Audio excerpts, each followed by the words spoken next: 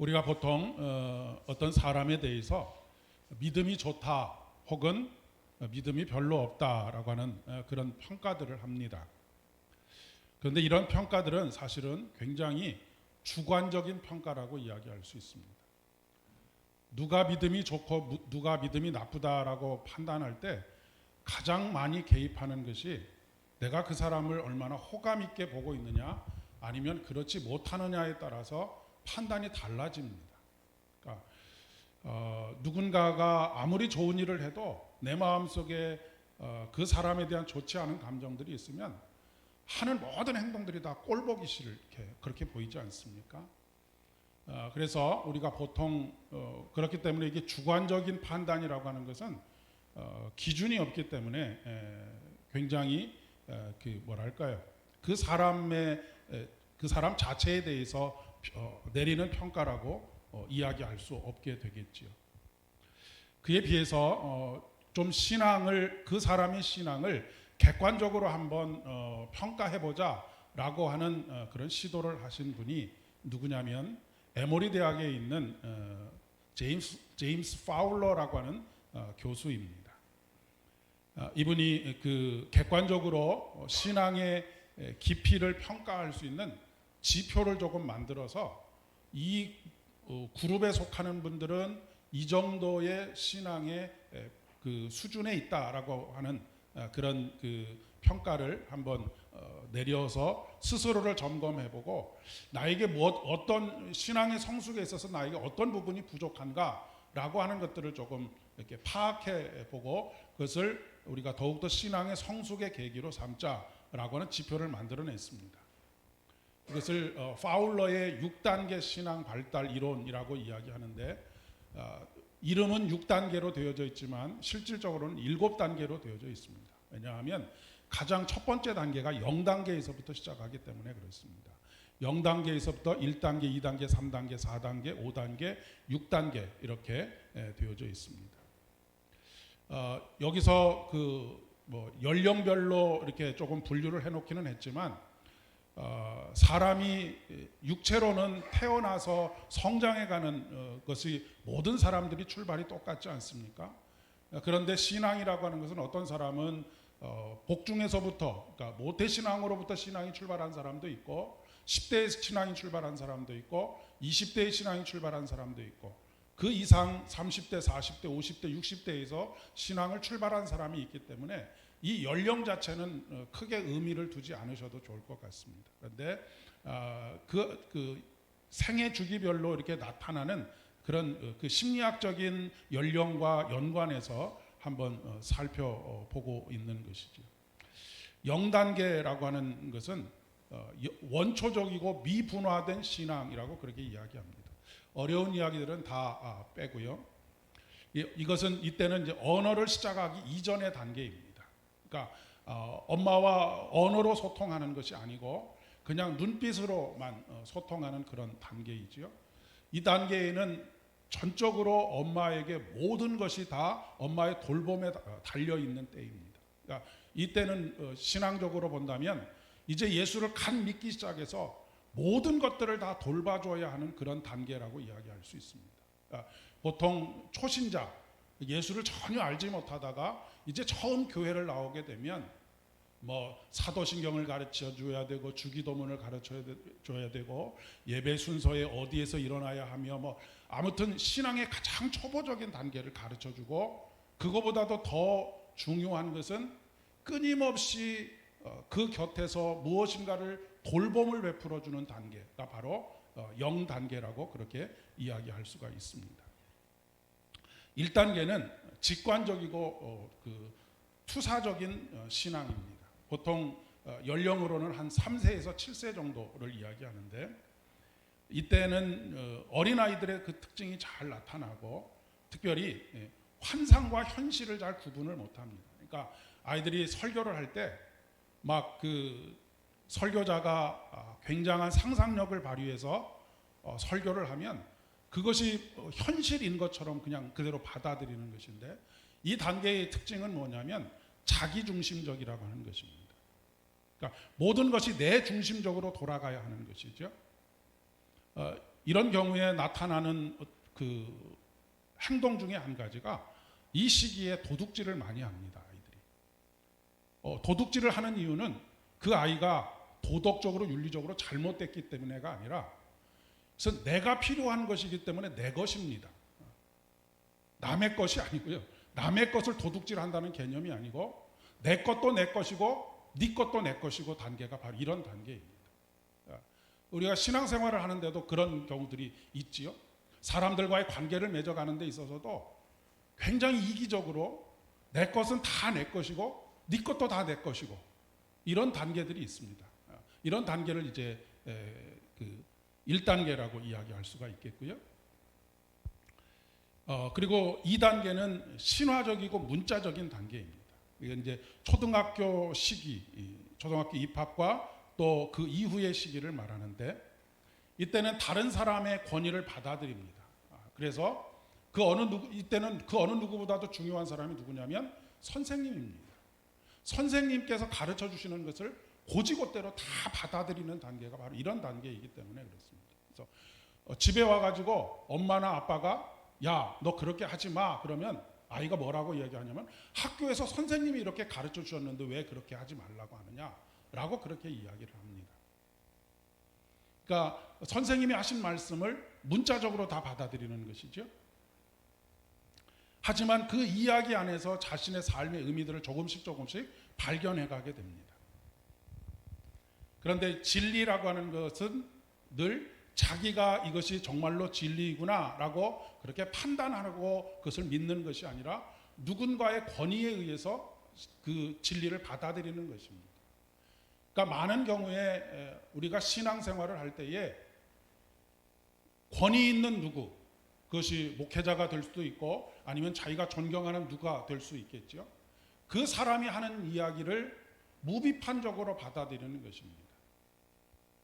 그러니까 그럼 비판적으로 받아들이라고 하는 것이냐라고 하는 그런 의미이기보다는 아무런 그 어떤 필터링이 없이 그냥 받아들이는 것.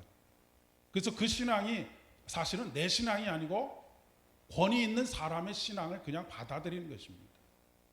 그러니까 아브라함의 하나님이 이삭의 하나님이 되고 이삭의 하나님이 야곱의 하나님이 되고 야곱의 하나님이 나의 하나님이 되어야 하는데 그런 과정이 없이 그냥 교회에서 가르쳐주는 대로만 받아들이는 것, 그것이 모든 판단의 기준이 되는 것입니다. 그리고 이제 3단계가 종합적이고 인습적인 단계인데 이건 이제 그 심리학적인 연령으로는 청소년기에 나타나는 현상입니다.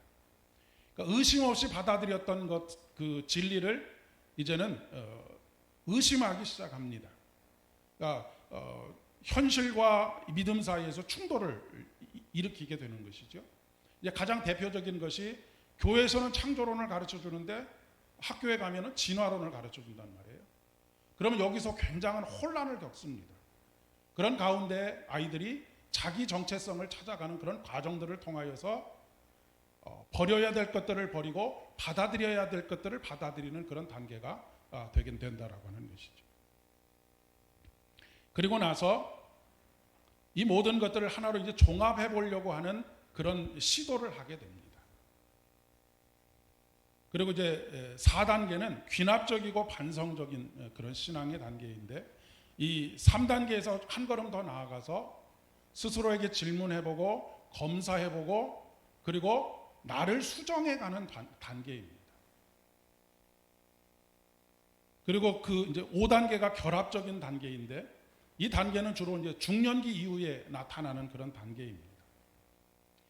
양극단에 있는 것을 서로 이렇게 하나로 포용할 줄 아는 포용력이 생기는 단계가 바로 5단계입니다. 이런 사람들은 자칫 잘못하면 비난을 받을 가능성이 굉장히 많습니다. 왜냐하면 너도 옳다고 말하고 너도 옳다고 말하고 또 저기 있는 너도 옳다고 말하기 때문에 아니 도대체 줏대가 있는 거야 없는 거야 어느 편에 설 거야 라고 그렇게 요구받을 때가 많이 있다는 말씀입니다. 그런데 물론 줏대가 없어서 그런 사람들도 있지만 신앙이 이런 단계에 올라가면 어느 한 사람 극단에 치우치는 것이 아니라 그것 전체를 하나로 만들어 가려고 하는 선과 악, 빛과 어둠 이런 것들을 다 하나로 만들어 가려고 하는 그런 노력들이 일어나는 단계가 바로 5단계입니다. 6단계는 보편적인 단계라고 이야기를 하는데 이 보편적인 단계는 사실 아주 소수의 사람들, 신앙의 사람들만이 경험하게 되는 단계입니다. 마더 테레사나 마틴 루터 킹 목사님이나 아니면 손양원 목사님이나 이런 분들이 주로 경험하는 그런 단계라고 이야기할 수가 있겠습니다. 물론 이 발달 단계 이론이 가지고 있는 한계는 아주 뚜렷합니다. 왜냐하면 미국의 문화와 한국의 문화가 다르지 않습니까? 그 사람이 자라온 삶의 특성이 다르고 언제부터 믿었느냐 하는 것도 다르고 어렸을 때 어떤 경험을 했느냐라고 하는 것도 다 다르기 때문에 이것을 하나의 범주로 묶기에는 무리가 있습니다. 그럼에도 불구하고 일반적으로 이런 현상들이 나타난다라고 하는 것 정도를 알고 있고 그리고 지금 제가 말씀드린 이 6가지 단계에서 내가 어느 편에 많이 속해 있구나라고 하는 것 정도는 우리가 헤아릴 수 있지 않겠습니까? 그런데 이 단계별로 나누는 것에 있어서 중요한 것은 우리가 만약에 3단계나 4단계 이렇게 되어져 있으면 1, 2단계에서 나타나는 그런 현상들이 완전히 없어지는 것이 아닙니다. 그러니까 3단계에 있어도 1단계, 2단계에 있는 신앙의 모습들이 그대로 있습니다. 그대로 있는데 훨씬 더 두드러지게 나타나는 단계가 3단계, 2단계, 4단계 이렇게 나타난다라고 하는 것입니다. 근데 보편적으로 봤을 때 거의 대부분의 사람들이 이르게 되는 신앙의 단계는 3단계라고 그렇게 연구 결과를 이야기하고 있습니다.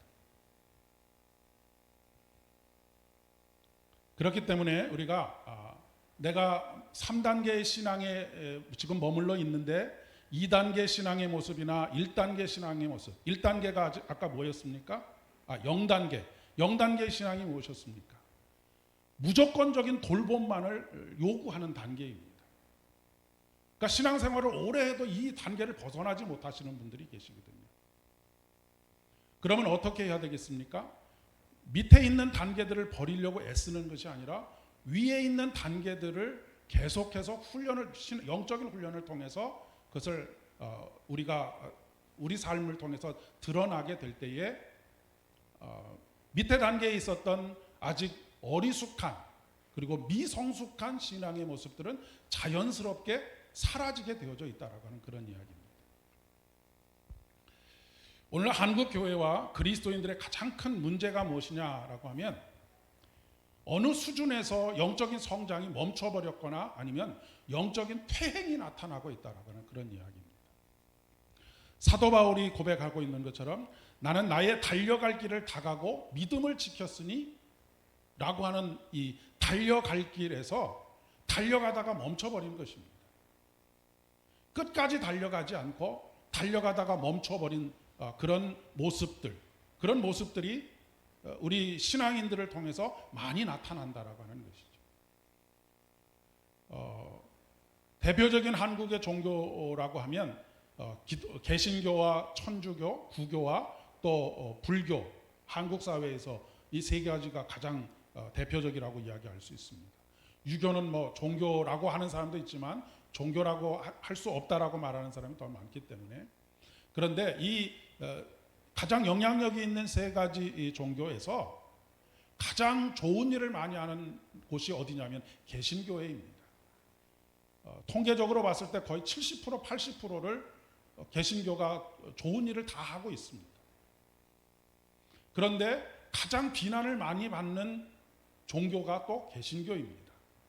왜냐하면 영적인 수준이 그리스도인답지 못한, 그러니까 영적인 수준이 올라가지 않고 그냥 그 수준에서 날마다 어떤 율법적인 꼭 율법적인 것만은 아니지만 선행을 위해서 그리고 가장 교회가 베풀어주는 그런 섬김, 베풀어준다는 그 표현 자체가 잘못된 표현이지만 이 섬김을 받으면서 사람들이 가장 기분 나빠하는 것이 뭐냐면 위에서 내려보는 듯한 그런 느낌을 받는다라고 하는 것입니다.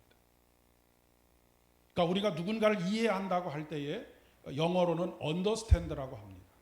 어디에 서 있는 것을 understand라고 하냐면 밑에 서 있는 것, 언더에 서 있는 것이 바로 누군가를 이해한다라고 하는 것입니다. 그리고 그를 공감한다라고 하는 것이죠. 그런데 그 사람보다 위에 서서 그 사람들을 내려다본다라고 하는 것은 아직 성숙하지 못했다라고 하는 것을 말해주는 것이죠.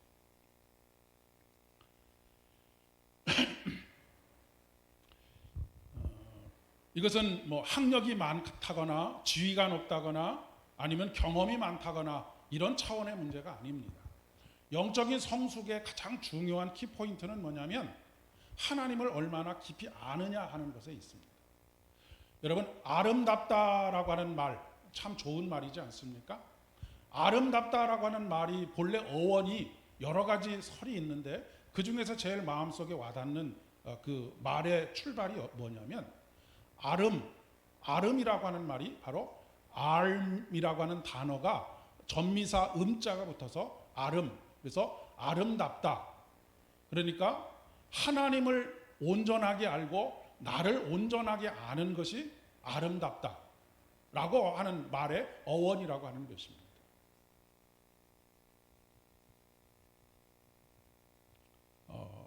욥은 귀로만 듣던 것을 이제 눈으로 봅니다 라고 고백했고, 또 사도 요한은 귀로 듣고 눈으로 보고 손으로 만진 바가 되었습니다 라고 그렇게 이야기하고 있습니다.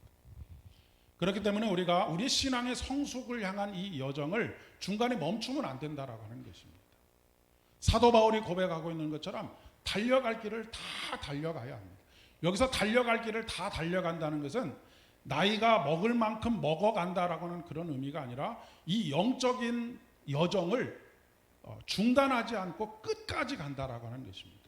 그래서 그가 지킨 것이 무엇입니까? 믿음을 지켰다라고 말하는 이유가 바로 여기 있는 것이죠. 직분에는 정년이 있습니다. 목사도 70세가 되면 은퇴를 하고 모든 직분자들이 다 70세가 되면 은퇴를 합니다. 그러나 직분에는 은퇴가 있지만 영적인 성숙에는 은퇴가 없습니다. 영적인 성숙은 하나님께서 우리를 부르시는 그날까지 계속해서 성숙을 이루어 나가야 하는 것이죠. 어린아이들은 미숙해도 칭찬하고 격려하고 박수를 보냅니다. 그렇지 않습니까? 오히려 아이들은 실수하면 막 더 박장대소하고 격려의 박수를 보내고 막 아이들에게 자신감을 불어넣어 줍니다. 지지난 시간에 아브라함이 애굽에 내려갔을 때 아내를 누이라고 속이는 그런 참 부끄러운 일을 범했지만, 그래서 바로에게 아내를 빼앗길 뻔했지만 하나님께서 아브라함을 책망하지 않으셨다라고 하는 말씀을 드렸습니다. 왜요? 그때 아브라함의 신앙의 단계는 그 정도밖에 되지 않았기 때문입니다. 그랬기 때문에 비난하거나 하나님께서 잘못했다고 꾸짖는 것이 아니라 오히려 그 훈련의 장에서 실패를 통해서 다시는 실패하지 않는 인생을 살 수 있도록 그렇게 하셨다라고 말씀을 드렸죠. 그 후에 이제 지난주에 말씀드렸던 15장의 말씀에서 이 기다리다가 지친 아브람이 자기가 부리고 있는 수하의 종, 가장 믿을 만한 종, 여기서 말하는 종이라고 하는 것은 단순히 하인을 의미하는 것이라기보다는 그가 부리는 군대의 그의 다음 사람 정도 된다라고 그렇게 생각하시면 됩니다. 이 엘리에셀을 상속자로 삼고자 합니다라고 말씀을 드렸더니 하나님께서 반드시 너의 씨를 통하여서 상속자를 세울 것이다라고 그렇게 약속하셨고, 하나님께서 아브라함이 그것을 믿음으로 받아들이니까 그 믿음으로 받아들인 그것으로 인해서 아브라함을 의롭다 여기셨다라고 말씀하십니다. 그 얘기는 무엇입니까? 하나님께서 이제는 애굽에서 자기 아내를 누이라고 속이는 그런 신앙의 단계에서 아브라함이 한 단계 영적으로 성숙했다라고 하는 것을 인정하기 시작하셨다는 말씀입니다. 그러면 한 단계 성숙한 것을 인정했다라고 하면 하나님께서 그 다음에 아브라함의 행동에서 무엇을 기대하시겠습니까? 한 단계 성숙한 행동을 기대하시겠지. 여전히 지금 하나님께서 그의 믿음을 의로 여기셨는데 애굽에서 행했던 그 행함을 똑같이 반복한다면 그때는 격려가 아니라 이제는 질책이 될 수밖에 없다라고 하는 것을 보여주고 있는 것입니다. 그런데 참 안타깝게도 그러고 난 이후에 아브라함의 모습이 퇴행적인 모습을 보이고 있습니다. 아까 말씀드렸던 것처럼 인간은 3단계에 있든 4단계에 있든 1단계, 2단계의 모습이 그대로 남아있다는 말씀을 드리지 않았습니까? 그런데 이런 것들이 언제 불거지느냐면 가장 약한 부분이 공격당할 때 그것이 겉으로 드러나게 되어져 있습니다. 그러니까 아까 0단계에서 돌봄에 관련된 문제, 이 문제를 어린 시절에 어머니에게 버림을 받았거나 부모에게 버림을 받아서 철저하게 고독하게 산 사람은, 물론 뭐 그렇지 않은 사람들도 있지만 대체적으로 이 돌봄에 굉장히 민감할 수밖에 없습니다.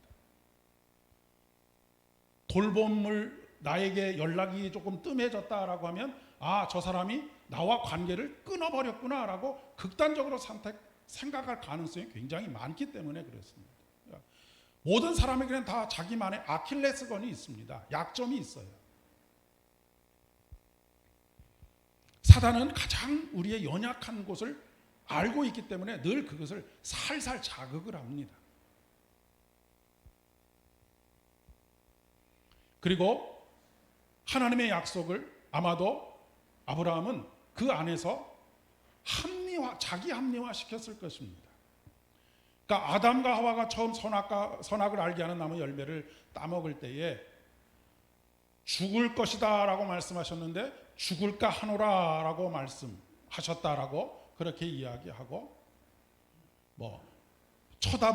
보지도 말라 라고 말씀하셨다라고 그렇게 자기의 생각과 그것을 따먹어도 되는 그런 상황으로 자기를 합리화하는 것처럼 이제 그 여종이었던 하가를 아내로 받아들이는 이 풍습은 사실 그 당대의 그 시대의 문화 속에서는 당연한 것으로 받아들였습니다.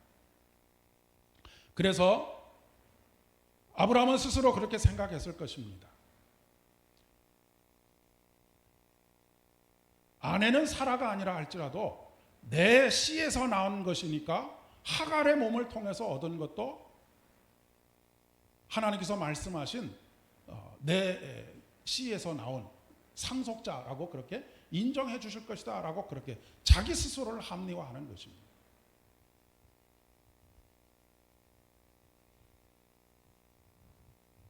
자기중심적으로 생각하는 것이죠. 아까 신앙의 단계에서도 그런 자기중심적인 모습들이 나타난다는 이야기를 말씀드리지 않았습니까? 2단계에서 그런 단계들이 나타난다는 말씀을 드렸습니다. 그러니까 우리가 하나님의 말씀을 묵상할 때에는 두리뭉실하게 묵상하시면 안 됩니다. 정확하게 하나님의 뜻이 무엇인지 대충 보고 대충 하게 되면 항상 실수가 생기게 됩니다. 그러므로 인해서 애굽에서 실수와 실패에도 불구하고 격려의 박수를 보내주시던 하나님께서 이전과는 달리 책망하시는 것을 볼 수 있습니다. 오늘 말씀 1절 하반절에 보니까 나는 전능한 하나님이라 너는 내 앞에서 완전하라 라고 그렇게 말씀하십니다. 완전하다라고 하는 말은 영어 성경의 영어 단어로 보면 blameless입니다. blame이라고 하는 것은 비난받을 만한 행동, 그 뒤에 LESS가 붙으면 비난받을 만한 행동을 하지 말아라 라고 하는 그런 이야기입니다. 애굽에서는 충분히 그런 실수를 할 만한 수준에 있기 때문에 하나님께서 그것을 책망하지 않으셨지만 지금은 내 앞에서 이제는 더 이상 네 수준에서 비난받을 만한 행동을 하지 말아라 라고 지금 말씀하고 계시는 것이죠. 이전에 영적인 성숙을 이룬 그 정도의 수준을 요구하고 계시는 것입니다. 그러면서 왜 뒷걸음질을 치느냐라고 말씀하고 계시는 것이죠. 우리가 보통 항존직분자라고 하지 않습니까? 목회자를 포함해서 항존직분자들에게는 중직자라고 하는 이름이 붙어져 있습니다. 중직자라고 하는 것은 그만큼 책임이 무겁다라고 하는 그런 이야기죠. 우리가 초신자하고 비교해서 신앙이 조금 좋다고 그것이 우리가 잘하고 있는 것이 아닙니다. 그렇지 않습니까? 우리는 이미 하나님께서 3단계 정도의 신앙의 모습을 요구하고 계신데 0단계에 있는 초신자하고 비교해서 나는 지금 1단계, 2단계에 있으니까 나는 신앙생활을 잘하고 있다라고 말하는 것은 그것은 어불성설입니다. 말이 되지 않는 이야기 아니겠습니까?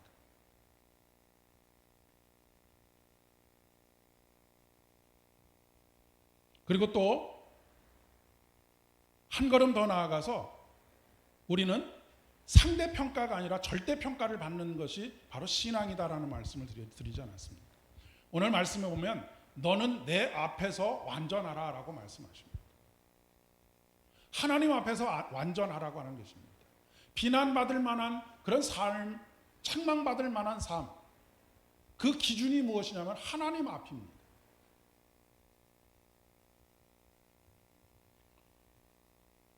그러면 또 이런 조금 삐딱하게 왜 나에게만 이렇게 엄격한 수준을 요구하십니까? 왜 그럴까요? 그만큼 인정하시기 때문에 그렇습니다. 제가 누군가에게 교회의 어떤 일들을 부탁한다고 할 때에 목사님 왜 저한테 이런 일을 맡기세요? 그만한 일을 감당할 만하다고 인정이 되기 때문이고 지금은 비록 그렇지 조금 덜 성숙한 모습 쪽에 있지만 이 일을 감당하면서 그만한 신앙으로 성숙해 갈 것이다 라고 하는 기대감이 있기 때문에 부탁을 드리는 것입니다. 하나님께서도 마찬가지이죠. 하나님도 아무나 기대하지 않습니다. 우리의 삶의 어려움과 고통의 문제도 마찬가지입니다. 고린도전서 10장 13절의 말씀에 보면 사람이 감당할 시험 밖에는 주신 일이 없다라고 말씀하십니다. 하나님께서 감당할 만한 시험만 주시고 그 이상이 벗어나면 어떻게 하신다고요? 피할 길을 주신다라고 말씀하십니다.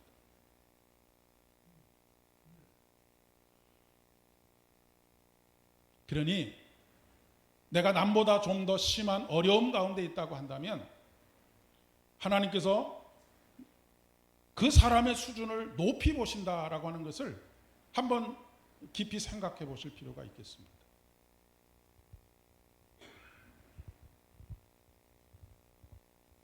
특별히 6단계에 살아가시는 분들은 순교적인 삶을 삽니다. 그러니까 스스로 고난을 자초하는 삶을 사는 것이죠.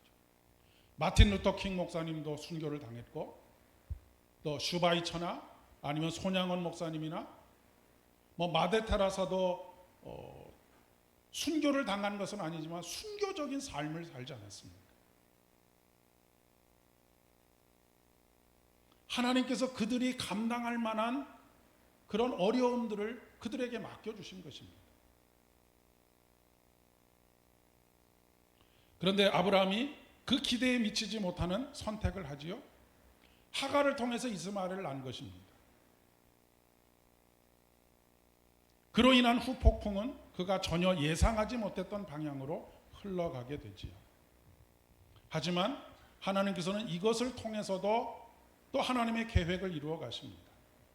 열국의 아버지가 되게 하시겠다라고 하는 것, 여러 나라의 아버지가 되게 하시겠다라고 하는 것을 이 아브라함의 실수를 통하여서 하나님께서 또 이루어가고 계시는 것을 보게 됩니다. 우리는 늘 실수투성이고 실패투성이지만 하나님께서는 모든 것을 합력하여 선을 이루어 가시는 하나님이시기 때문에 그렇습니다. 특별히 더 큰 책임이 따르는 한 사람의 실수는 어마어마한 영적인 파장을 가져옵니다. 평신도 한 사람이 실수를 하거나 범죄를 저지르는 것과는 달리 목회자나 교회의 중직자가 범죄를 저지르거나 큰 사회적인 실수를 하게 되면 영적인 파장이라고 하는 것은 이루 헤아릴 수가 없게 되지 않습니다. 이제 예수를 처음 믿기 시작한 사람이 어떻게 하다가 살인을 했다 그러면 그 사람에 대한 비난도 있겠지만 신앙이 그거밖에 되지 않아서 저런 실수도 했겠구나라고 말하지만,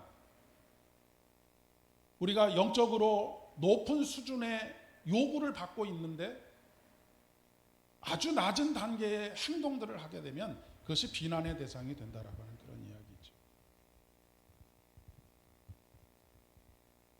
86세의 이스마엘을 얻은 아브라함에게 하나님께서는 99세까지 침묵으로 일관하십니다. 아무 사건이 없어요. 무슨 말씀을 하셨는지에 대한 기록이 전혀 없습니다. 그 얘기는 침묵하셨다라고 하고 그렇게 해석해 볼 수밖에 없을 것입니다. 때때로 하나님의 침묵은 그분이 우리를 매질하시는 것보다 훨씬 더 우리에게 두려움과 공포입니다.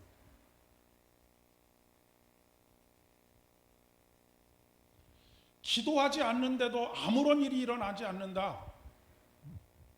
그때가 가장 위험한 때입니다.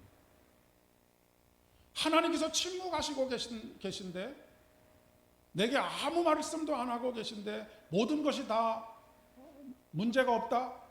지금 아브라함이 바로 그런 형국입니다. 86세부터 99세까지 그에게 그를 고통스럽게 할 만한 아무 일도 일어나지 않았던 것 같습니다. 아마도 그런 일들이 일어났다면 그런 일들을 통해서 하나님께서 개입하셨거나 또 그런 일들을 통해서 하나님께서 말씀하셨을 터인데 아무런 하나님의 음성이 들려지지 않고 있기 때문에 그렇습니다. 그렇기 때문에 우리에게 아무 일도 일어나지 않는 그때에 우리 스스로를 점검해 보아야 합니다. 그리고 음성 듣기를 구해야 하는 것이죠. 그리고 또 한 가지, 하나님의 침묵이 가져다 주는 의미는 무엇이냐면 하나님께서 새로운 일을 준비하시고 계획하시고 실행하시려고 하신다라고 하는 것입니다. 말라기 선지자를 마지막으로 구약에서 더 이상 예언의 말씀이 끊겨버렸습니다. 하나님께서 침묵하시고 몇 년의 시간이 흘렀냐면 400년의 시간이 흘러갔습니다. 그리고 세례 요한을 통하여서 회개하라, 천국이 가까이 왔다라고 하는 선언으로 새로운 세계가 펼쳐집니다. 그러니까 하나님의 침묵의 시간은 하나님께서 무엇인가 우리를 위해서 준비하고 계시는 시간이다라고 하는 것입니다. 아무리 부르짖어도 하나님 말씀하지 않으실 때에는 하나님이 나를 버리셨구나라고 하는 것이 아니고, 하나님께서 나를 위해서 무엇인가 준비하고 계시는구나. 그 준비의 가장 절정에 있는 것이 무엇입니까? 예수 그리스도를 이 땅에 보내주시는 것입니다. 근본적인 해결책을 가져다 주시는 것이죠. 땜질 처방을 하시는 것이 아니라 근본적인 해결책을 가져다 주시기 위해서 오랜 시간들 동안 침묵하고 계시다라고 하는 의미로도 받아들이시면 되겠다라고 하는 것입니다. 그런데 이러한 신앙이 되어지기까지는 영적인 성숙이 지속적으로 이루어져야 합니다.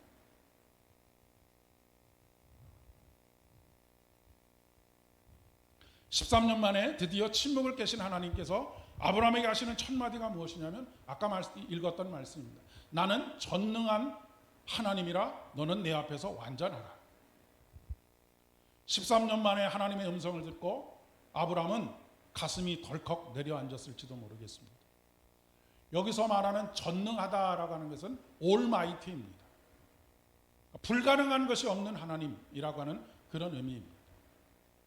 네가 왜 너와 약속을 한 내가 전능한 불가능이 없는 하나님이라고 하는 것을 잊어버렸느냐라고 하는 것을 이야기하는 것입니다. 왜 대안을 찾느냐, 왜 편법을 저지르느냐라고 말씀하고 있는 것이죠. 이 전능하신 하나님은 바로 창조의 하나님이십니다. 그래서 하나님께서 우리에게, 아브라함에게 궁극적으로 요구하시는 것이 뭐냐면 나와 너의 관계입니다. 단순히 창조주와 피조물의 관계, 나와 그것의 관계가 아니라 나와 너의 관계, 인격적인 관계를 의미합니다.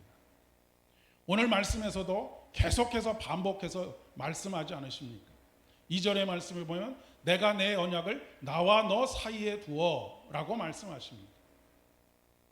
4절에 보라 내 언약이 너와 함께 있으니 너는 여러 민족의 아버지가 될 것이다 라고 말씀하십니다. 7절에 내가 내 언약을 나와 너 및 내 대대 후손 사이에 세워서 라고 말씀하시죠.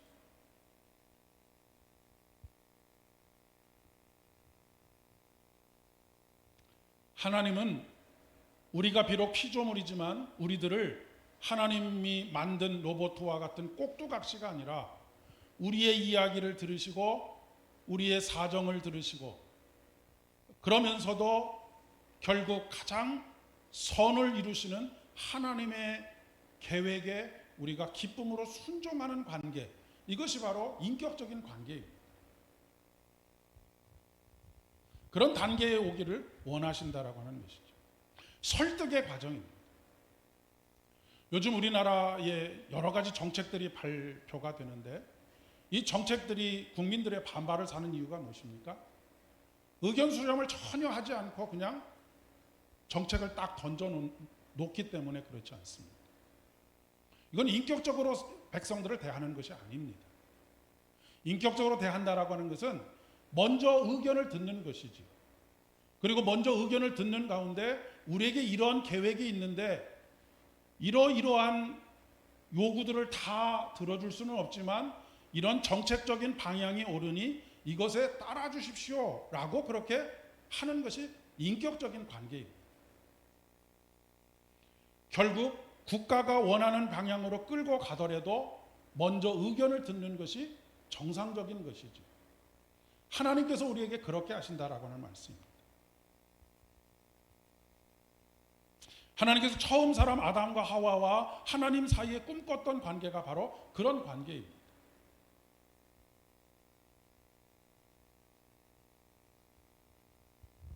기도도 마찬가지입니다. 우리가 하는 기도도 여러분 우리가 하는 기도는 우리의 독백이 아닙니다. 기도를 우리가 대화라고 이야기하지 않습니다. 우리가 무슨 이야기를 했으면 하나님의 이야기도 들어야 합니다.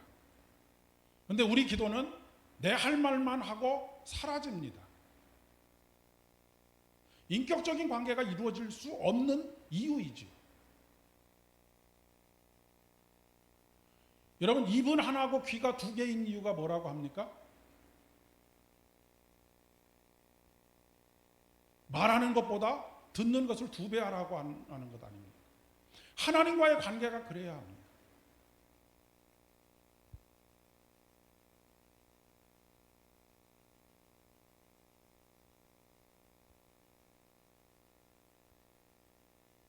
그래서 하나님께서 이제 아브라함으로 이름을 바꿔버리시죠.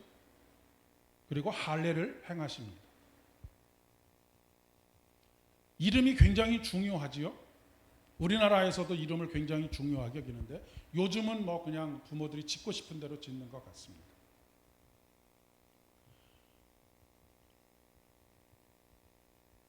사람이 가장 사람 대우를 받지 못하고 있다라고 생각하는 것이 이름이 불려지지 않을 때입니다. 군대에 가서 훈련소에 가면 이름이 없습니다. 1번 훈련병, 2번 훈련병, 3번 훈련병 이렇게 되어져 있습니다. 그래서 예전에 군인은 사람이 아니다라고 하는 말까지 아주 비하하는 말들을 사용하지 않았습니다. 병원에서 아이가 태어나면 누구 산모의 아이라고 그렇게 적혀져 있습니다. 아직 이름을 갖지 못한 것이지. 그런데 그 아이에게 이름이 부여되게 되면 인격이 부여되는 것입니다.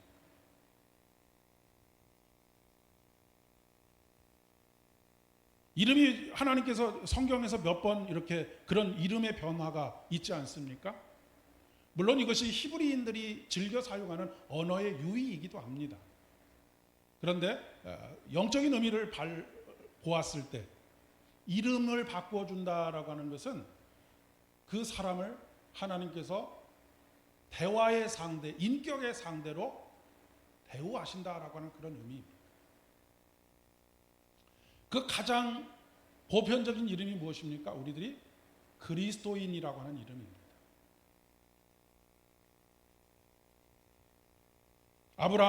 본래 아브라함이라고 하는 이름의 의미는 존경받는 아버지였는데, 아브라함은 열국의 아버지.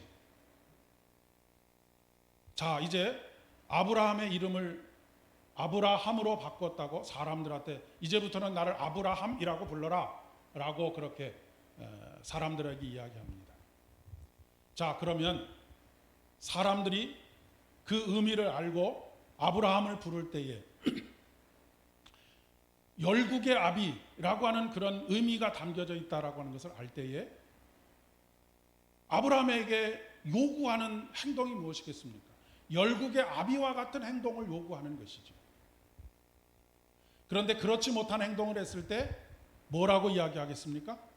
야, 너 열국의 아비라며? 이렇게 이야기하지 않겠습니까? 우리가 그리스도인이라고 하는 이름을 받는 것도 마찬가지입니다. 그리스도인이라고 칭함을 받는 것도, 우리가 그리스도인답지 못하게 살면 뭐라고 얘기합니까? 너 예수 믿는다며? 이렇게 묻지 않겠습니까?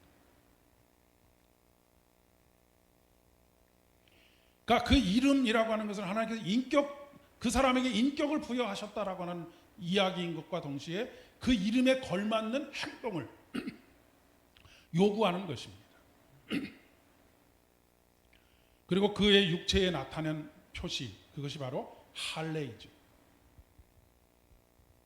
이 할례는 오늘날도 뭐 쉽지 않지만 이 옛날에는 할례는 목숨을 건 일입니다. 사실 할례를 받다 죽는 사람들 있었으니까요. 근데 하나님께서 이 약속을 확실하게 표징으로 나타내시려고 하신 것이 바로 할례입니다. 이는 사도 바울이 가졌던 흔적, 스티그마라고 하죠.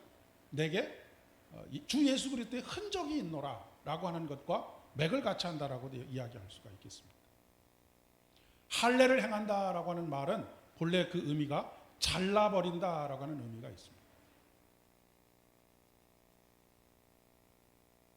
그래서 세상과 결별을 하는 것이고, 그리고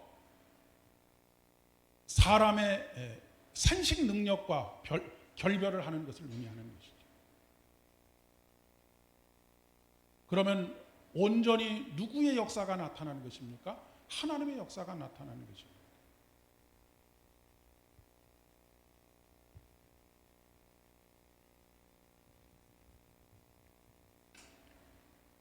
저도 오늘 말씀을 준비하면서 앞서서 소개해드렸던 그 단계별로 내 신앙의 모습들이 여기도 있고 여기도 있고 여기도 있고 하는 것들을 조금 점검해보는 그런 시간을 가지게 되었습니다.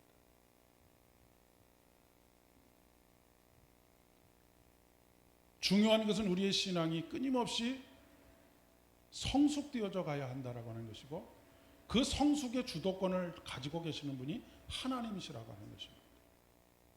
하나님께서 우리에게 계획을 가지시고 목표점을 정해 놓으시고 끊임없이 때로는 우리를 어르기도 하시고 미숙해도 격려해 주시기도 하시고 때로는 강하게 질책하기도 하시면서 우리가 하나님이 원하시는 수준으로 점점 성장해 가기를 원하신다. 모쪼록 여기 계시는 모든 분들은 이 영적인 진보의 과정들을 중간에 멈추지 마시고 퇴행하지 마시고 끝까지 믿음으로 달려가셔서 우리 모두가 영광의 면류관을 쓰게 되는 놀라운 주의 은혜를 누리실 수 있기를 진심으로 축복합니다. 기도하겠습니다. 하나님 참 감사합니다. 오늘도 주의 말씀 가운데서 우리가 다시 우리의 신앙을 점검할 수 있도록 은혜를 더하여 주시니 진심으로 감사를 드립니다.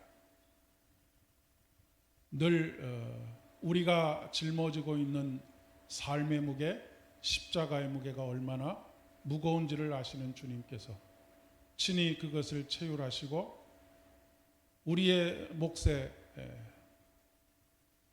몫을 주님께서 다 감당하시는 가운데